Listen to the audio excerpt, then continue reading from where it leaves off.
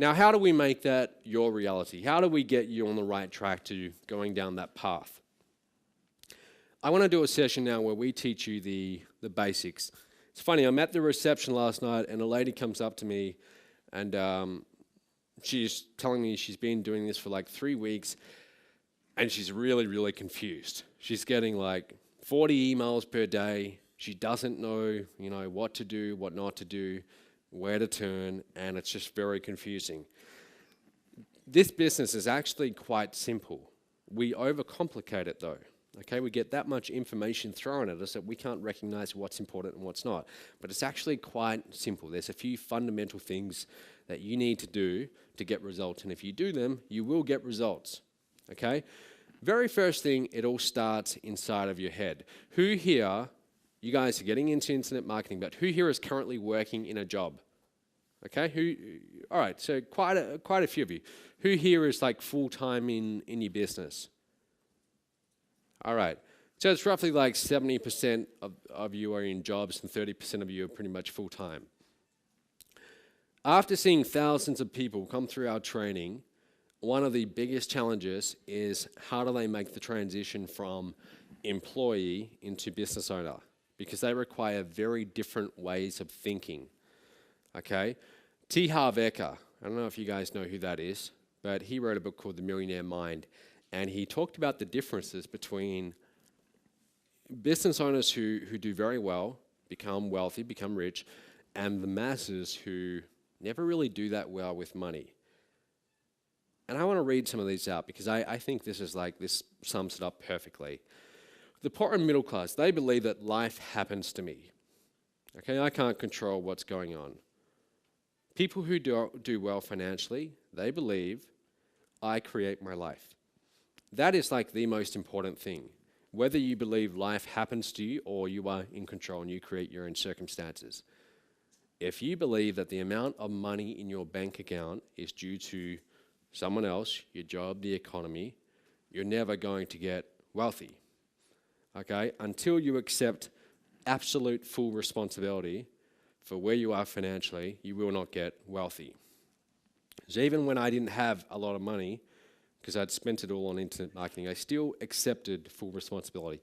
Not in the beginning. In the very beginning, when I spent that $40,000, I went through like a period of maybe 6 months where I blamed the guy that I'd given that money to. I thought, that bastard, he never helps me. I sent him all that money. And I was blaming him for like a long time. But then I realized it's not him, it's all me. Okay, you have to accept that. The poor and middle class, they want to be rich. Everyone wants to be rich. That's why they buy lottery tickets. The people who do well, they are committed to being rich. There's a big, big difference. I come from a family of people who belong on the left side, okay? They think very much like that. Buy lottery tickets, etc. Okay?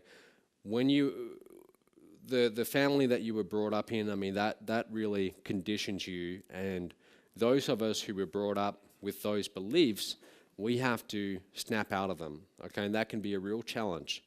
But you have to examine the way that you think, your own thoughts, and look at, am I in the poor and middle class, or am I thinking like someone who's going to do very well? They are poor receivers, okay? Have you ever noticed that some people, when you give them money or you give them something, they're almost uncomfortable getting it? They're like, oh no, that's too much. That's too much. Here, have some back.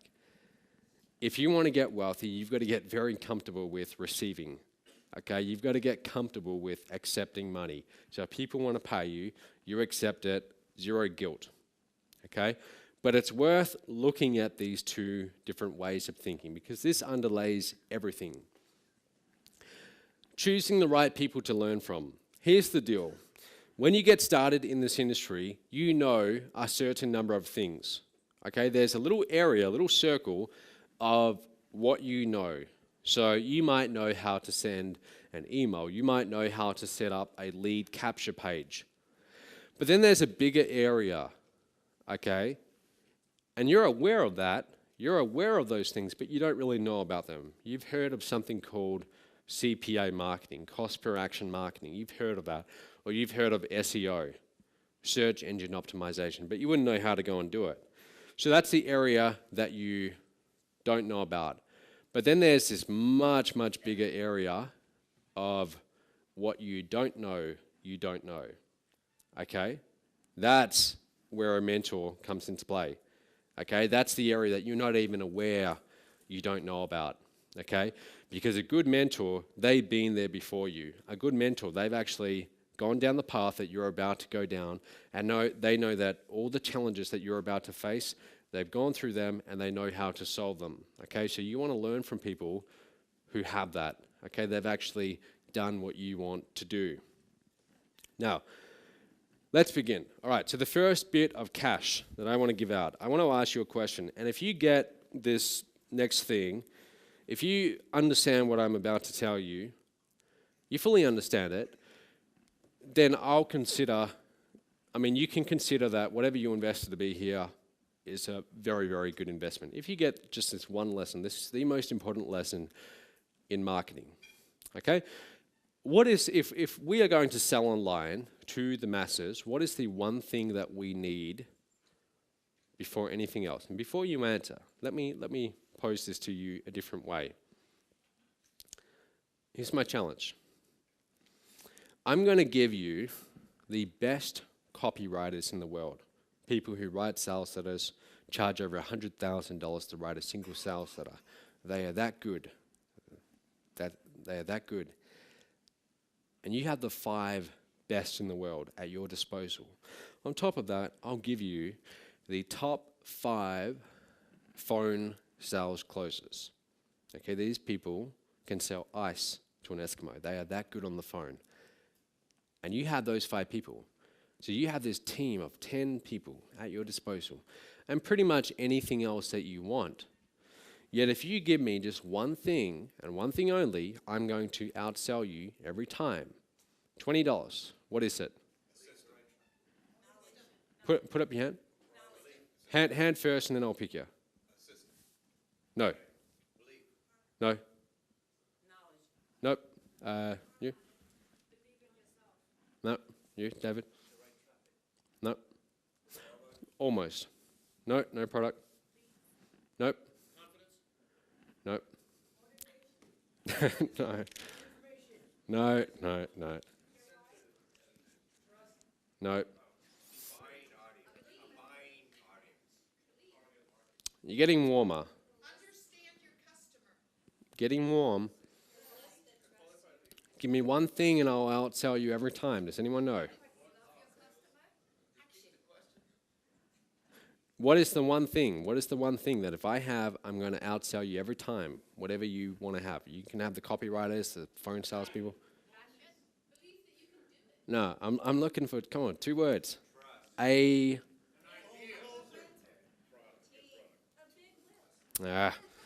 tell you. I'll tell you what it is. Don't worry, there'll be plenty of opportunity. It is this. If you give me this one thing, I'm going to outsell you every single time. It's a starving crowd. Okay? If I have a starving crowd who actually wants to buy what I'm selling, I will outsell you every time. It doesn't matter if you have the best copywriters or the best marketers at your disposal working for you 24/7. It doesn't matter. If I have this, I'm going to outsell you every time. Let's take this literally. I want you to imagine this scenario, okay? Tonight, we have a dinner, like a party. Do you guys all know about that? I'll tell you, from 7 to 11 p.m. It's a private mastermind dinner. And later on today, I'll tell you how you can get invited. Make sure you leave tonight free. Those of you who are local, make sure you stick around. But from 7 to 11 p.m. in a room nearby, I'll be paying for your dinner if you're invited, okay? Again, I'll tell you later on how you can get invited. So you're going to have a feast and you're going to eat a lot of good food. Let's pretend that after this session tonight, you've had this big, big meal, and I bring you back in this room. You all have a seat, and then in front of me I have a table, and on this table there's the finest gourmet food. I mean, there's lobster, whatever you can imagine, like really, really nice food. And I stand up here on stage and I start pitching you this food, telling you, hey, you should really buy this food. And I even offer it for half price, telling you it's really good food. you've all just eaten, you're all full. So I might get a few sales. Okay, I might get a few sales. Let's imagine another scenario though. Let's imagine that next door we have the exact same size crowd next door, about 100 people. And for this experiment, I've been a little bit cruel. I put a chain and lock on the door, and I kept them in there for 5 days without food. But I gave them water. Okay, I gave them water, but by this point, they are so hungry, they're starting to look at each other. Okay, they are literally starving. So I pitch you guys the lobster, and I get maybe, whatever, like a few sales. But then I go next door, and I'm offering them McDonald's. But it's like, this is McDonald's after 171 days. That's a Happy Meal. It doesn't decompose. There's so many preservatives in it. Let's say this McDonald's is like almost 200 days old. It is disgusting. A homeless person would not want to touch this. And I have this big table of like 200-day-old McDonald's. I go in that room, and I stand up there on stage, and I give you guys a big like 1-hour pitch for this finest gourmet food at half price. I go in that room, and I practically say, I got McDonald's, and I'm going to charge you 10 times what you would normally pay for it. Who wants it? I'm going to have a stampede in that room. They're going to rush at me so fast with their money because they want what I'm offering. Do you see the difference? I want you to understand this lesson. It's not about the product. Everyone thinks it's all about the product. It's about the audience. I could be selling garbage like 200-day-old McDonald's, but if I'm selling to the right audience, I'll outsell any other room who's selling to the wrong audience. It all begins with the market, the audience that you're selling to. That is where everything begins. And the way that like I've been in marketing for a little while, and you guys have probably experienced this. When you tell people what you do, and they say, what are you doing? You say, oh, I'm in internet marketing. And they say, oh, yeah, like I want to learn how to do that. I mean, I've got this great idea for a product. If I could just find out how to market it, I'd be making a lot of money. That's how you recognize someone who they don't quite get it. They've got a lot to learn. It's not about the product. It's all about the market, the audience. Again, the product is less important than you might think. It's all about the audience. The reason why I want you to get this is because if you're going to try and make money online and sell to the masses, that's where it all must begin. You could be the greatest internet marketer in the world, but if you're trying to sell to the wrong audience, you're not going to get any sales. So this is where it all begins. Has anyone seen this before? It's from Perry Marshall, a guy he's a very good marketer. Basically, this triangle, the C stands for conversion, T for traffic, and E for economics. This is like the foundation of your business. Okay, conversion, traffic, economics. And in the middle, there's the 80-20 principle. You've all heard of that, right? 80-20? No? Yeah, all right. Most of you have. If you haven't, come and see me in the break. This is where it all begins. Okay, if you have traffic conversion and the right economics, you can make a lot of money online. And then those equations below there, they're mine. Actually, I didn't come up with them, but that's the foundation. Traffic plus conversion. Traffic is an audience. You guys all know what traffic is, right? Traffic is this room, that room of starving people after 5 days. That could also be a different traffic source. Traffic is the audience, the people who are clicking on your ads.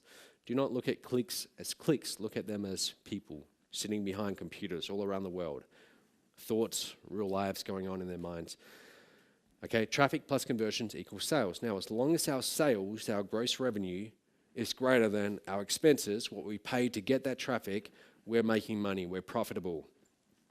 So to get you guys here in this room costs money, right? To get those people in that room costs money. All traffic costs money. There's always a cost for traffic. But as long as what's coming in is greater than what's going out, you're making money. Okay? I know these are very basic things, but this really is this business. This is what it all boils down to. It all comes down to this. Traffic is really just eyeballs. It's getting people looking at your offer online. seeing your offer. That's all it is. They click your ad, they go to your lead capture page, they see your offer.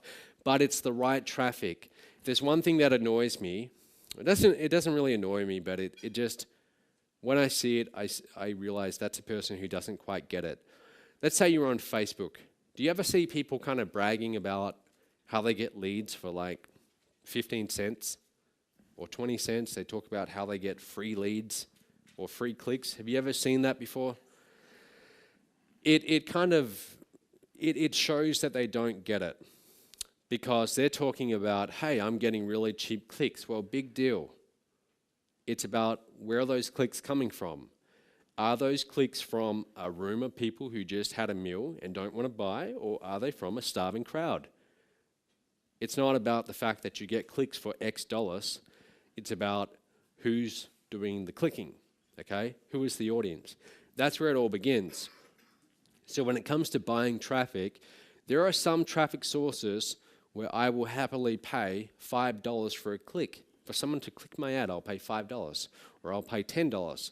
And there are other traffic sources where I wouldn't want to pay 5 cents for that click, because they're different people behind each click. Does that make sense? You're getting that? This is really important. Understand that money only comes from one place, and that is people. Do not look at, people look at internet marketing as if it's this thing where you sit down in front of your computer and your computer is going to magically spit out dollars, right? That's how they look at it. And I used to think about it like that too. I'd go and create my traffic campaigns, and that's how I'd look at it. And I'd look at clicks as just being clicks. They're just little digits on the screen. But then I started thinking about them as being real people around the world, sitting there in their home, in their office, or on the couch in front of the TV, laptop in their lap, kids running around, the dog barking. I started thinking about them as real people. And how do I communicate to those real people? How would I communicate to them if I was actually there in person? And I started to put that into my marketing. Okay, really important. It's funny, like when I fly around to all these different places, like a few days ago I fly in from Mexico and I fly into LA. I love looking out the window of the plane and just looking down at like all the houses and all the cars.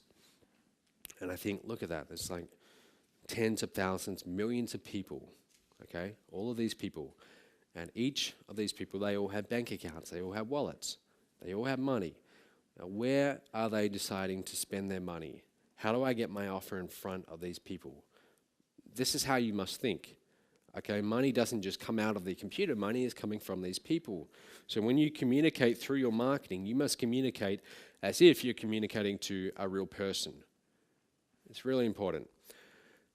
So traffic, I'm not going to go into too much detail about traffic, and I'll tell you why. Later on, you're going to be hearing from John Chow, you're going to hear a little bit from Terry Lamb, you're going to hear from Marlon Sanders tomorrow. Marlon's the guy who's been doing this since I was about 9 years old. And they're going to be talking about list building, okay? So they're going to tell you everything you need to know about how to get leads. But traffic is really just, it's about getting your offer in front of the right audience. So whether it's banner ads, postcards, doing an ad in a magazine, a newspaper, having affiliates promote, that's what it's all about, just getting your offer in front of the right people. Now, what is conversion? Conversion, okay, so we have traffic. Remember, traffic plus conversions equals sales. Just because you have people in front of your offer or coming to your website, it doesn't mean you're going to make a lot of money. For example, do you guys remember that song, It's Friday, by Rebecca Black? Remember that? Do you? Yeah. How many views did that get? It got like 100 million or something like that. It got like some ridiculous number. Now, so in other words, like tens of millions, I think it might have been like over 100 million people see this page on YouTube, see this video. That's a lot of people. Okay, that's a lot of people. Now, did that turn her into a billionaire? No. Did it make her into a millionaire? No. Maybe made her a little bit of money, but my point is, just because you have a lot of traffic, it doesn't necessarily mean that you're going to make a lot of money. Don't look at traffic as being the answer, because if you don't have the right conversion model, you can have all the traffic in the world. You can have a few 100 million people around the world in front of their computers looking at your website, but it's not going to turn into money, okay? Conversion is that thing that separates a profitable business from one that's not. Conversion is the ability for you to put an offer on your website that persuades someone to pull out their wallet, take out their credit card, and send you some digital money, okay? And if you can master this one skill, you can have people from all over the planet sending you money. It's a cool thing.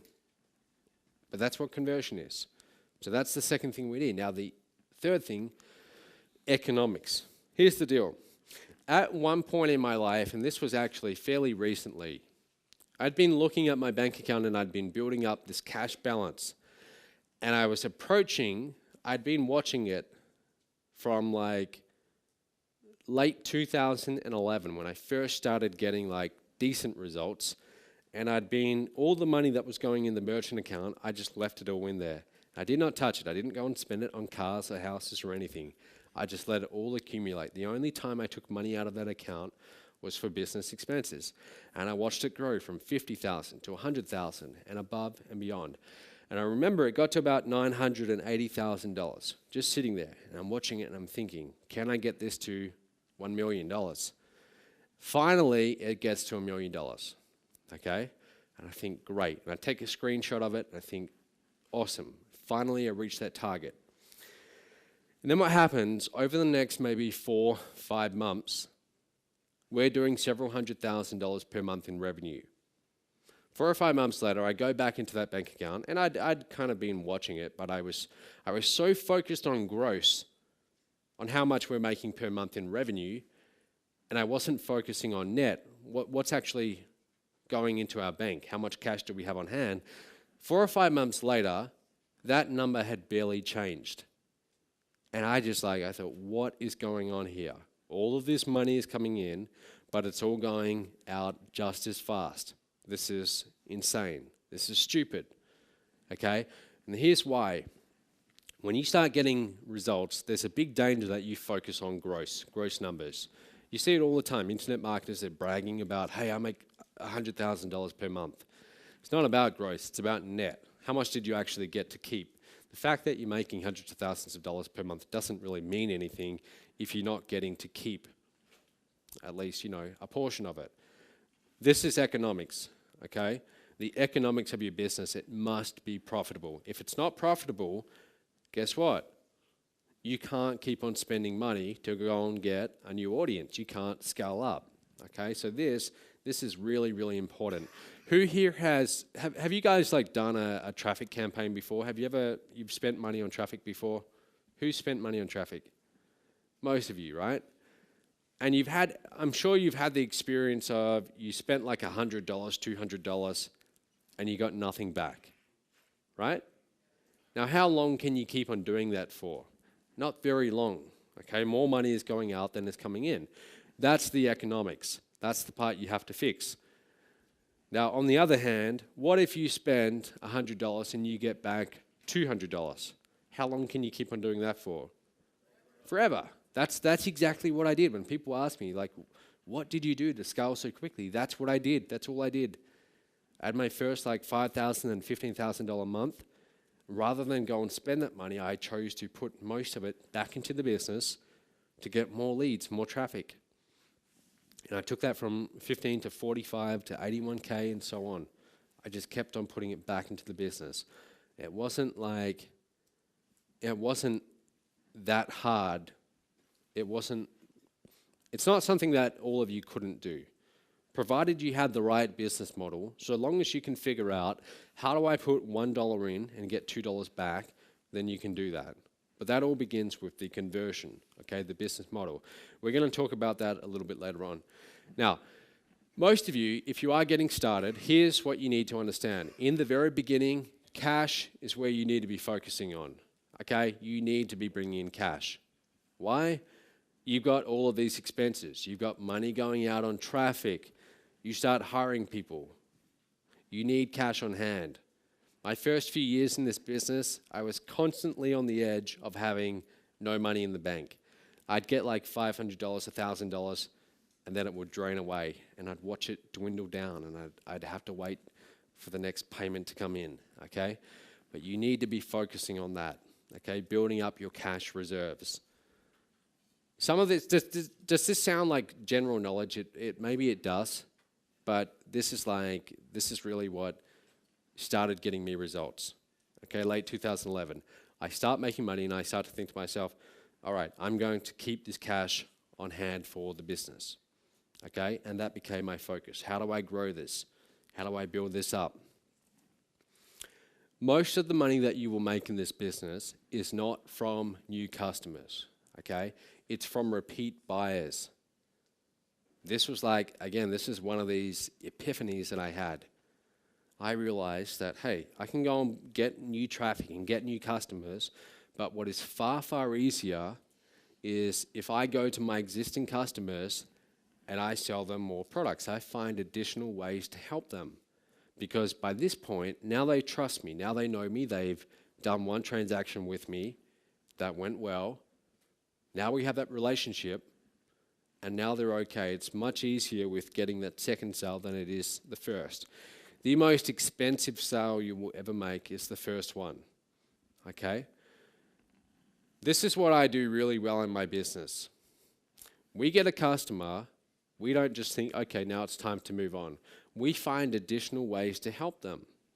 So right now, we have customers in our database who are approaching about $100,000 spent with us, with my company. Think about that. How many of those would you need to start making $1 million per year? Not that many, right? So if you can find a way to help people at that level and keep on making repeat offers where they want to spend more and more with you, that's where your focus needs to be. A lot of people in internet marketing, they're so focused on going and getting new customers rather than maximizing their existing customer value. We're going to talk about that a little bit after the break, okay? For example, and here's the deal. When you're looking for a market, and I'll talk about that in just a moment, a good market to go after is one where as you serve them, as you sell them your product, and that product helps them, their purchasing power goes up. Where's David? David Fellini. Yeah, David. So about 5 weeks ago, David came to Fiji, and David invested, he's a platinum member. Okay, platinum is the highest level in MOB. David invested in my apprentice program. It's $50,000. It's a 1-year one-on-one coaching program with me. Okay, $50,000. Do you know why he did that? I'll tell you why. In his first 4 or 5 weeks in MOB, okay, joining our business, he made $12,000 100% residually.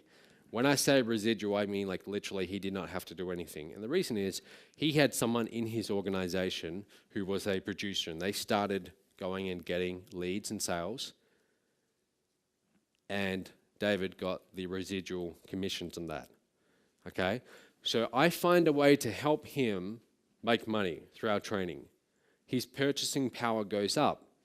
Now he feels more comfortable investing at the higher level. Do you see how that works? That's how you must do this industry. If you want to do well in this industry, you help people do well, you help them start getting results, you help them start making money. Only then will they feel more comfortable investing in your higher level programs. But that's how we do it, okay? That's how you must do it. So choosing your market, this is like everything. Where do you start? Which market are you going to go in? You've got a lot of options here. You've got like the weight loss, fitness niche, multi-billion-dollar niche, big niche. You've got the make money niche or the business opportunity niche, beauty, anti-aging, lots of different niches available. I mean, just watch the infomercials late at night. You'll see all of these different niches out there. What you're looking for, guys, when you're choosing this niche that you're going to go and dominate in with your online business, you want to look for a niche where there's already competition. Competition's good. It means people are making money. Okay? You want to look for competition. Don't shy away from competition.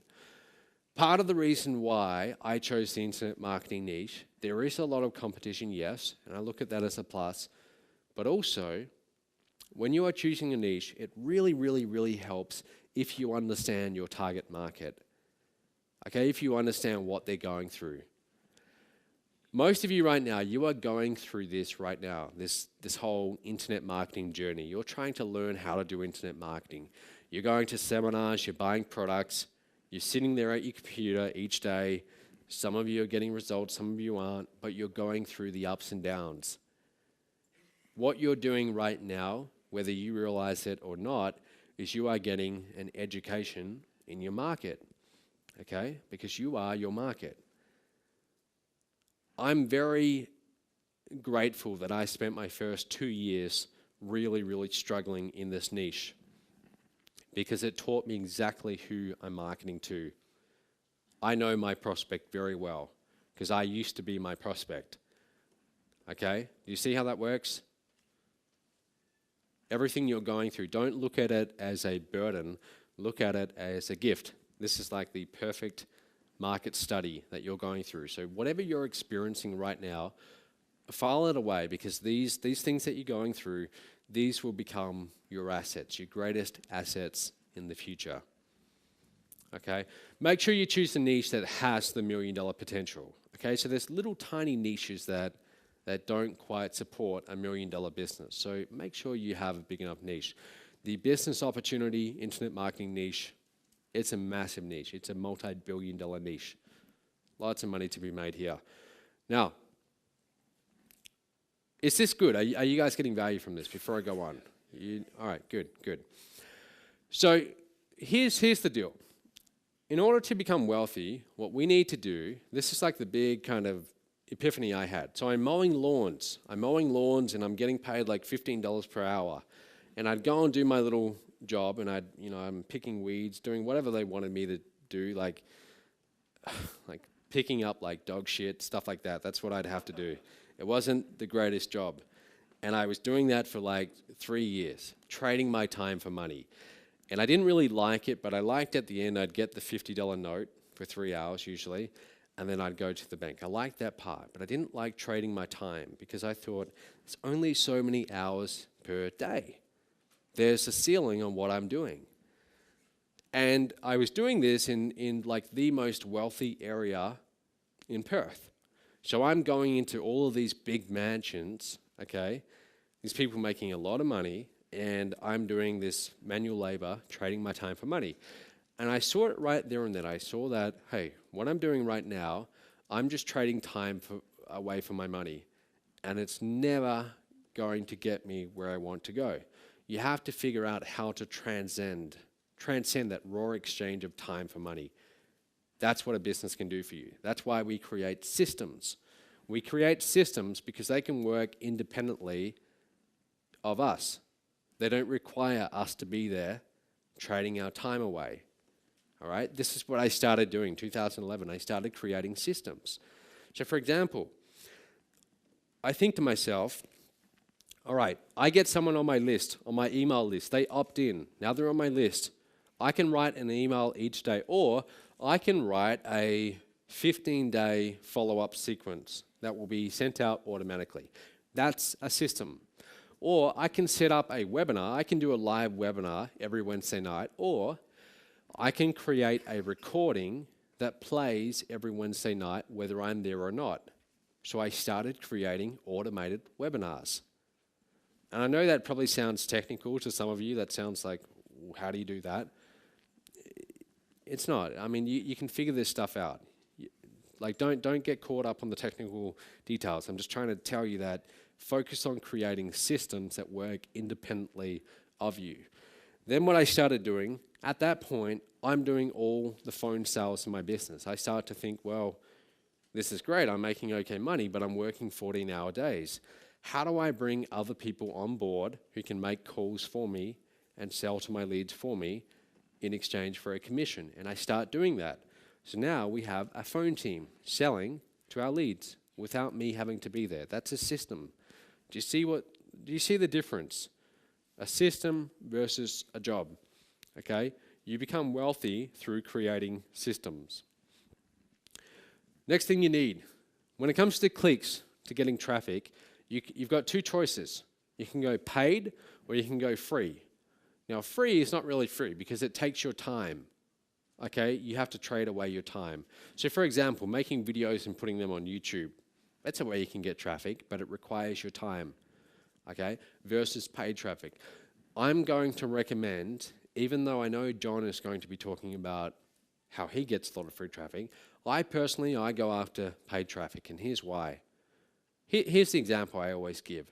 Let's say, during the break, which will go on pretty soon, you want a Coke.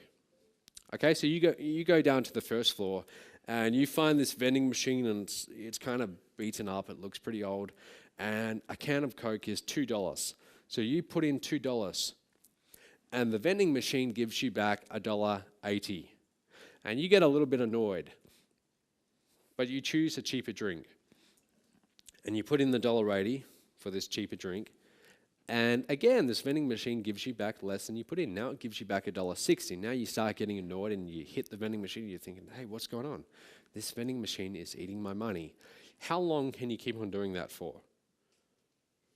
How long? Yeah, not very long though. You're going to run out pretty quickly. You're going to run out, within a few minutes. But let's say that you go upstairs and there's another vending machine and this one's brand new. And this time you put in $2.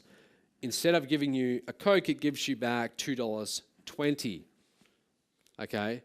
So you think, okay, well, I wanted a drink, but hey, that's okay, $2.20. So now you put in $2.20 to buy a bottle of Coke, a little bit more expensive. But now it gives you back $2.40. This vending machine is giving you back more than you're putting in. How long can you stand there in front of this vending machine? Forever. And you would, right? You would keep on putting money into it over and over and over again. If you can create a system online, which we will be talking about later on today, where it's able to take $1 and turn it into $1.20, and $1.20 and turn that into $1.40, and so on and so forth, that's how you scale up. That's how I did it. Okay, it started off, again, a few $1,000s a month, and I kept on reinvesting that money, putting it back into the vending machine. That's the whole goal of this. That's why I like paid traffic. Your list. So guys, you need to build an audience in this industry. Dan Kennedy calls it your herd. Okay, your herd. And he doesn't mean that in a derogatory way, but it's like you build your own herd, a group of followers. Okay, a group of people who you influence. Okay, that's what your list does. Who here has a list, an email list? Or you've started to build one, even if you only have a few leads? That's great. Okay, so starting to build your own list, very important. I started building mine in 2008, got my very first leads. I remember getting my very first lead from Google AdWords. I was right on the tail end of when that was still possible. And then getting to 100 leads, and that was like a big moment in history for me. I thought, wow, 100 leads. But it all starts there. Wherever you are right now, start building that list and email them every single day. Email them every single day, okay? And some people think, well, isn't that too much? Trust me, just do it every single day, okay? Make offers to them. Sell to them, but do it in a way where it's entertaining, where it's interesting, where they enjoy getting your emails. Keep it lively. You've got to have personality in your marketing. And the good news is you don't have to have a good personality. Okay, you don't. You need to, what you're really trying to do, the best marketers, polarize their audience. The best marketers will piss off a lot of people, like 95% of the people, but there will be 5% who love them, okay? Who will travel around the world to just be with them. That's what you want to do, okay? You want to polarize your audience. You're going to be hearing from Terry Lamb after lunch. Now, if you're on Terry's list, his emails are pretty edgy, okay? And he does that. Who here is here because of Terry? Yeah. So you guys get his emails, right? And they're pretty, like, they can be pretty. I'm on his list too. That's good. That's good marketing. All right. He's saying, look, you need to be at the Home Business Summit. If you're not here, get off my list. Like, it's kind of like that kind of attitude. And it works, right? It's obviously working for him. That's what you want to do. I'm not saying that you need to be rude to your list or anything like that, but I'm saying don't be in the middle. Be one of the extremes, okay? You're not trying to appeal to everyone. If you try and appeal to everyone, you will go broke, okay? What you're trying to do is you're trying to appeal to maybe a small portion of that audience, okay? And they're really going to resonate with your message. Those are the people who are going to buy from you. Personal time management and focus, okay? This is what separates someone who does well from someone who doesn't in this industry. All of you are going to get the exact same knowledge over this weekend. Now you can go home, and you will go home, and you'll start perhaps implementing. I hope you implement. Yet there will be people in this room who become much more successful than others. Why? Is it because of intelligence? Maybe to some degree, but not as much as you might think. It's going to be more due to their own time management and their own focus. What do they spend their time doing? This is what really changed everything for me. My first 2 years, I spent my time doing all the wrong things. I spent my time constantly responding to other people's marketing. So I'd get like 50 emails a day. I'd be watching the next launch after launch and responding to their marketing. My attention was constantly jumping from ad, click here, click here, click here, and I would do that for hours and hours and hours on end, okay? I'd be very busy, but I wouldn't be productive. I wasn't getting much done. Who can relate to that? Yeah, you can feel that, right? You sit down in front of your computer and you go through that. What you need to do in the very beginning, here's what is essential. That first sale, you need to get that as fast as you can. Okay, you need to get that sale as soon as you can. Here's why. Number one, for the cash, obviously the resources, you need resources to build your business. But number two, it's psychological. What happens is, if you go too long without getting results in this industry, you start to doubt yourself. And that's what I did. You start to doubt yourself and you start to accept that this is just the natural state of affairs. I'm never going to figure this out, okay? And it's dangerous, okay? It's dangerous. When you get that first sale, though, and you see, hey, this is actually real, this actually works, it will snap you out of that. That's why it's so important that everything you do when you get home, your primary goal is, I'm not going to try and make $1 million. I'm just going to try and get my first sale. I'm going to promote this product as an affiliate, and I'm just going to try and get one sale. That's all you focus on. Just focus on that one thing. Focus on making that very first sale. That's it. So what you should and shouldn't be doing. Here's the difference between someone who does well in this industry and someone who doesn't. It's where you're spending your time, okay? So if you spend your time doing activities that actually bring in revenue into your business, you're going to do well. For example, writing an email to your list and promoting a product. That's going to bring in the revenue, okay? That's going to get you sales if you do it enough and you do it to the right audience. Putting on a webinar, okay? Some of you haven't done a webinar before. For some of you, you're thinking, what's a webinar?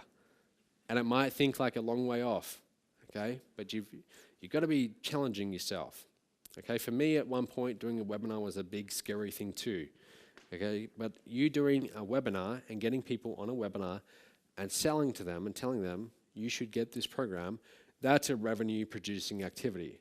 That is time well spent. Getting new traffic, talking on the phone one-on-one to a prospect, and actually selling. That's a revenue-producing activity. This is where your focus needs to be in your business. What doesn't bring in revenue is you studying course after course after course, thinking that you must know everything before you go and take action. That will keep you broke, okay? Doing admin, bookkeeping. Do you know I didn't pay taxes for about 3 years when I started this business. Not on purpose, but because I was so focused on building the business that I thought I'll do all the bookwork later. And I wasn't bringing in that much money anyway. I thought, well, what taxes? But only recently did we get up to date. But my point is, your focus needs to be in the right areas. The 80-20 principle, most of what you do, here's the thing, guys. If you were to take a notepad around with you during the day and write down what you're doing every 10 minutes, and if you actually go home and do this, write down what you're doing every 10 minutes, and then look at that at the end of each day, you will find that a lot of what you did, it's just like busy work. It's busy work, but it's not productive work.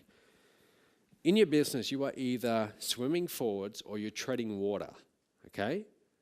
Now, when you're treading water, if you've ever been in the ocean or a pool and you're treading water, you're moving, right? You feel busy, but you're actually going nowhere. That's what checking email, checking Facebook, that's what that is. That's treading water. Now, you can do that for a little while, but if you keep on doing that, sooner or later, you will drown. You will get that tired that you will drown, okay? And that is equivalent to people coming into this industry 3 months later, dropping out, okay? They drown. They spend all their time treading water. You need to be swimming forwards.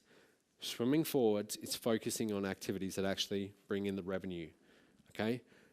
It's not doing the trivial many, it's doing the vital few. The vital few, those few activities that actually move you forwards in your business.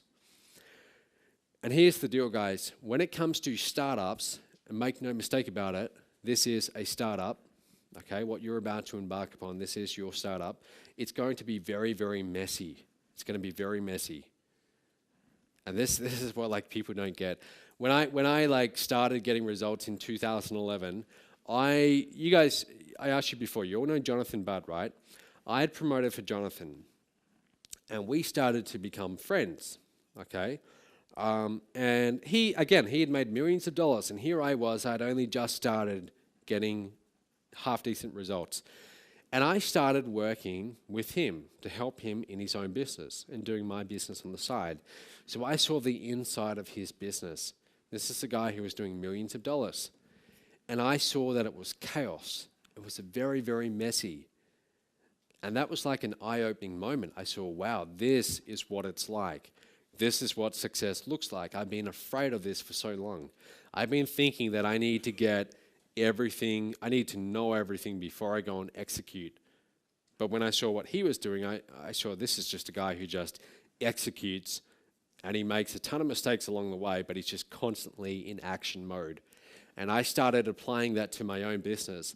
And those people who are in my business today or working behind the scenes, and there's a few of you here, you will attest to this. You will know it's very, very messy.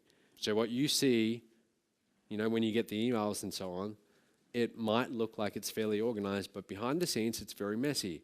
You have to get used to that. Don't be afraid of that. Don't be afraid of it being messy. Accept it. That's just how it's going to be. If you want to get to $1 million in this industry, it's going to be messy. You're going to make a lot of mistakes along the way. I love this little line.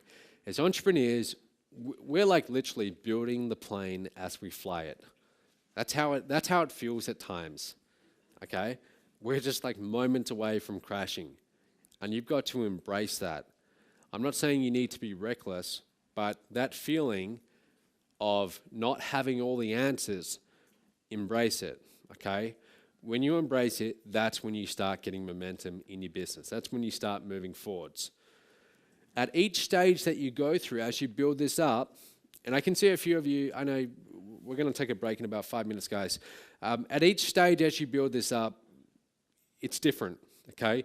In the very beginning, when you're getting to your first like $10,000 a month, $50,000 a month, it's going to be chaos, okay? It's going to be chaos. It's going to be very messy. Don't be afraid of that. As you build it up, you're going to start to bring people on board to help you out, and you're going to start to have more structure in place. And then it goes to rapid growth and then continuous growth, and it gets bigger and bigger. But in the very beginning, the startup environment, it is like that. It's chaos, it's messy, and the thing is, guys, most of us, we're brought up through the education system where we are taught that you go and study books first. You go and study books, you do the test. You go on and acquire the knowledge first before you go and do. That's why I struggled for my first 2 years. I was in my 4th year at university. I mean, I'd been through like the last decade, I'd been in the education system, and I'd been trained that that's what you do. You study, you get all the answers before you even think about doing. And I tried applying that to internet marketing, it doesn't work. And then I switched my approach and I thought, okay, how about if I just go and do? And I figure it out along the way. And I make a ton of mistakes, and it's very messy, but that's what I'm going to try. And that's when things started to change. Your focus in the very beginning, everything you do must be about making sales. And I know I probably sound like a broken record here just telling you this over and over, but this is truly like, this must permeate everything you do. Everything you do in the beginning must be about, how do I sell more products? Look at people like Richard Branson, for example. I mean, he's always selling. He's always in selling mode. Donald Trump, he's always selling. Like these entrepreneurs, they are always selling. That's what you must learn to do. Okay, this must become a part of what you do. Always be in promotion mode. Now, a big question I get, and a few people asked me this last night, how much time do you need to put into this? How much time do you need to be dedicating to your business? And my answer is that it really depends. It's possible for you to get to 10,000, 50,000 a month working a few hours per day if you are working on the right things. Okay, it's possible. But if you want to take this to millions and millions and millions of dollars per year, this will require an absolute dedication from you. Okay? And some people look at that and they think, well, I don't want to do that. That looks like a lot of work. And here's the deal. Here's what I learned. If you look at this as work, then you're going to have a hard time getting results. You cannot look at this as work. You must learn to love this. I mean, like for me, doing marketing, it's always on my mind. My business is like always on my mind. It's like one of the most important things in my life. And if you want those kind of results, that's how you must think about your business. You must learn to love it, okay? Richard Branson, I don't think of work as work and play as play. It's all living. Like there's no clear lines. It's not 9 to 5 anymore. When I look at my business, like I'm always in that mode, what's going on in the business, okay? I'm always thinking about it. This is how you must learn to think and relate to your own business. Now, I don't know if you guys are interested in this, but if you are wondering, like, what do you do in a typical day to do the kind of numbers that you're doing? What's your typical day look like? I want to just tell you this. And are you guys interested in this, or do you want me to skip over it? You want to? All right. So this is like the earliest I've been up in about 5 weeks. I woke up at 7 a.m. this morning, and it was very painful. Normally, I wake up at like 11 a.m., and that's when I start my day, because I sleep late. But I wake up, and I go to the office. And I'll talk about that in just a moment. I have an office. It's only 5 minutes away, but I go to the office. First thing I do, I go and get my coffee. I need my coffee, and I sip it all throughout the day. I have to have that coffee. It's like a habit. And the first thing I do, I sit down in front of my computer, and I check my emails. I check my Facebook. This is not what most time management people tell you to do, but that's what I do. And I check my numbers. I want to know what were our sales overnight. Now, you need to do that too. You need to be checking your numbers. You might think, well, what if I don't have any numbers to check? You need to still start doing it. That's how you're going to train your mind to focus on, are we moving forward? Are we bringing in revenue? Okay? But that's what I do. And I'll talk to the key people on my team. I'll email my list. I'm always thinking about that. The most valuable asset that you have in this business is the relationship with your list. I can't tell you the number of times when I hear people tell me, oh, Matt, I brought some leads from you, okay, and I got like 500, 1,000 leads on my list, and then I ask them, have you been emailing them? And they say, well, not really. And I say, well, how long's it been? And they say, well, it's actually been about 5 weeks. Should I start emailing? And by that point, I'm like, well, that list is pretty much dead. Your list is an organic thing, okay? And the relationship between you and your list it is organic. It's either improving or it's degrading. It's never static. And you must keep it alive. That's why I say you must email your list every day. At least do it at least 4 times, 5 times per week in this niche. Keep it alive, because that relationship, if you don't email them, they'll start to forget who you are. That relationship will be damaged. Okay, that relationship is money. That's everything. Okay, so I'll email my list. That's very important to me. I will create new products, create new offers. That's a revenue producing activity. See, this is something I do these days. I didn't used to do this 4 years ago or 2 years ago because I didn't know any better. I'm not saying that you guys need to go and do this. I'm not saying you need to go and create products. What I am saying, though, is that your priority when you sit down to work each day must be what's going to move the business forwards, what's going to bring in revenue, okay, what's going to move us forwards. Improving our current sales funnels, improving the conversion model, very, very important, okay? Now, around 3 or 4 p.m., I'll go and get lunch, okay?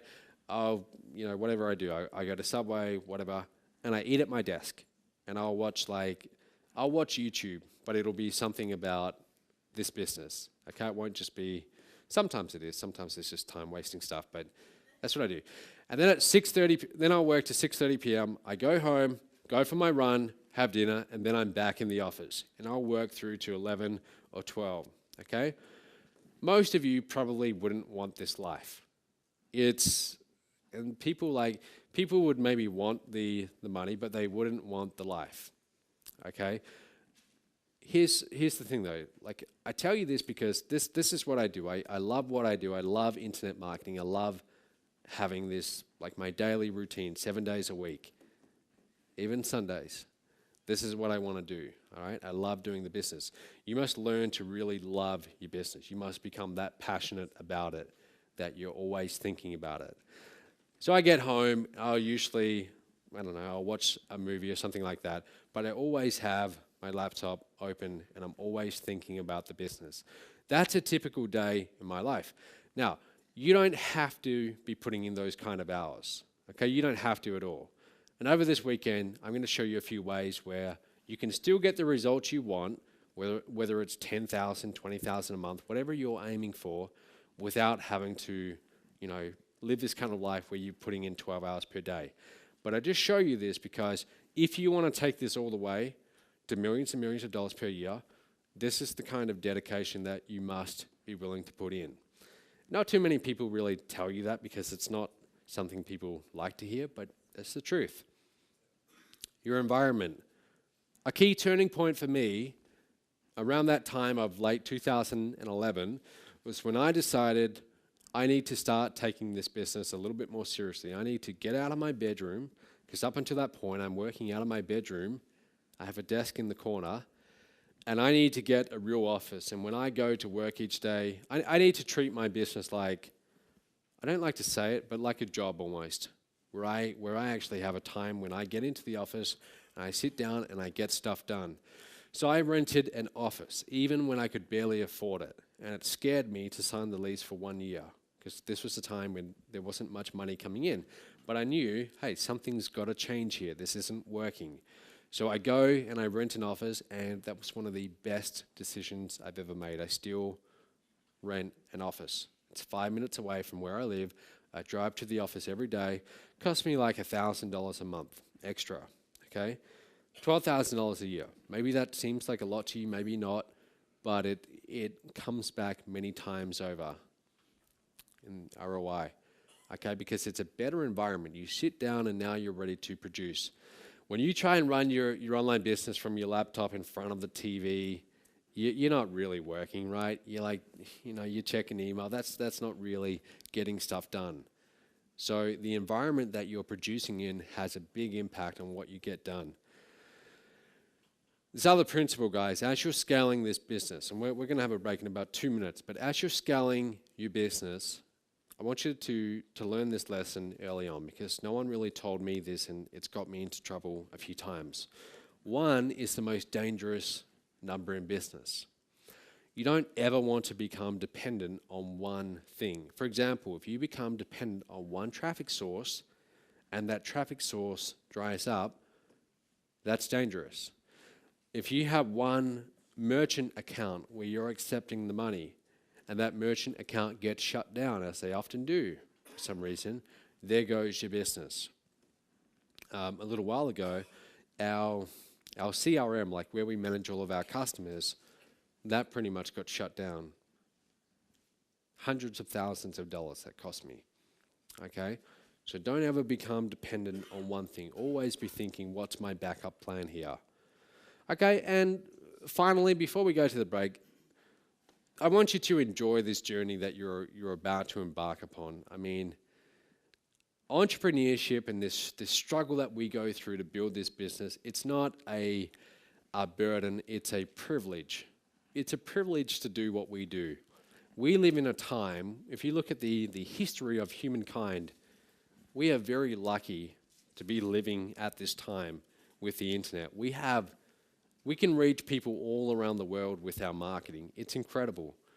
So we're very lucky, and look at this. This is fun. Look at this journey as something that it's something to enjoy. Don't look at this as a struggle.